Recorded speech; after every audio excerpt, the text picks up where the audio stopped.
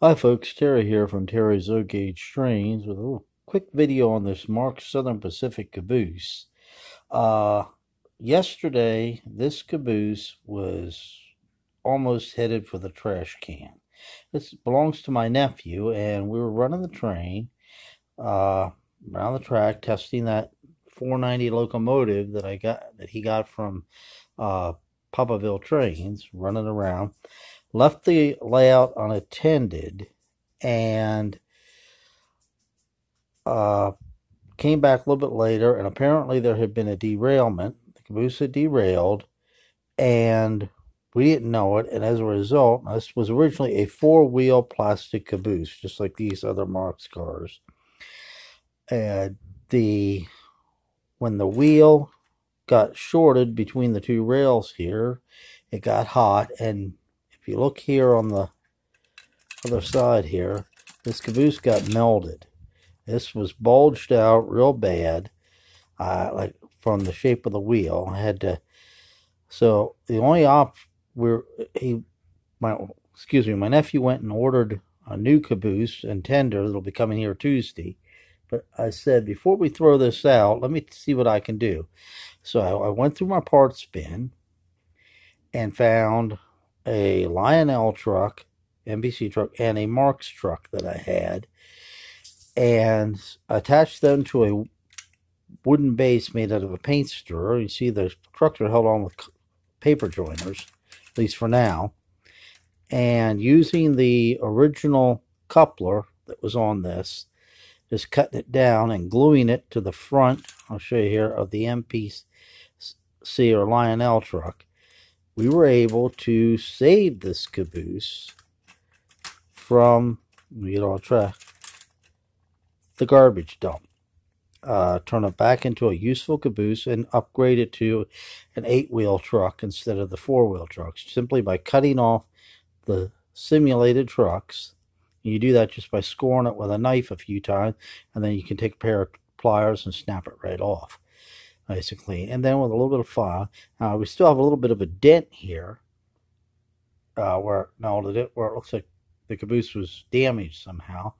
But I'm thinking, hey, we saved it. We ought to throw it away. We still got a caboose. He still has the caboose, and now he'll have an extra one when the new one comes.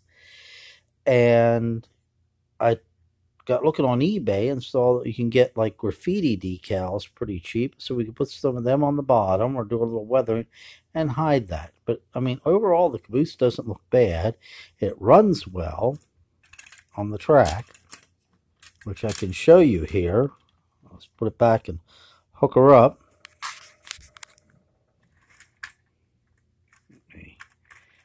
Do that, and I'll pause it while I turn the power on. I'll let you see. Okay, we'll start this up. As you can see, it tracks good. It stays on the track. Not any problems, and it doesn't look bad. So rather than throw it in the garbage, we found a way to save it and keep the caboose rolling. Is it perfect? No. Still got that dent, but it is a useful piece of rolling stock. And instead of being just a 4-wheel bargain caboose, now it's a 3/16 scale caboose. It's got 3/16 trucks on. So we're really happy with it. He's happy with it. I'm glad the way it turned out, that we could save it. But I do have something I discovered about it that's got me a little puzzled. I had one of these cabooses myself, the 4-wheel truck, but mine was a little different, I think. And maybe some of you Marx experts can tell me. If you look at this Marx 3/16 caboose, you'll notice it has a screw in the front and holes in the back for little tabs that hold the metal base on. If you look here, there's the tabs and the screw. Now this was designed like that. What I don't understand is this. Basically, it was one of their bargain plastic cabooses. Also has get it in frame here, the screw hole and the tabs in the body, but it in addition had inside the studs coming down that the knuckle coupler would have been the hole melted onto the hole. They stick it on a peg and melt the peg over to hold that on. And then there is no base here. Have you ever seen these, the Marx plastic four-wheel cabooses? So I'm wondering why Marx would have also put the screw hole in to allow this body then to be used on a 3/16 when the 3/16 caboose over here doesn't have those studs inside. That's the only difference between the two molds, is it doesn't have those posts for the knuckle coupler to be attached because of the base, and thereby making it really easy to convert these to 3/16. My question is, was this a mold that Marx made, since mine didn't have the screw hole and the tab slots? Was this one that they were going to use at some point for a dual purpose mold? They could make it cheaply for the use. If they wanted, they could have the four-wheel trucks on it.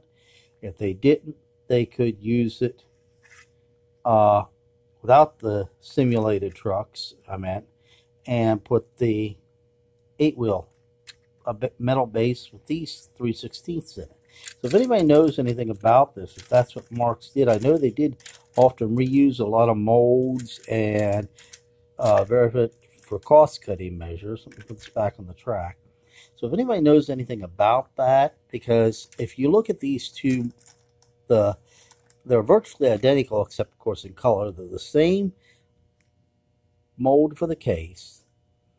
The only difference was one was 3/16, one was originally the simulated four-wheel trucks, and the color.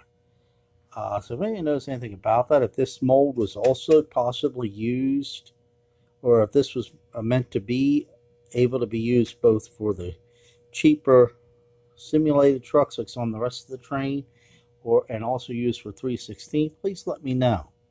So I just wanted to show you that. I'm glad we were able to see that little caboose. That's going to be it for this video. I want to thank you for watching. Again, please like, comment, and subscribe, and I'll catch you next time.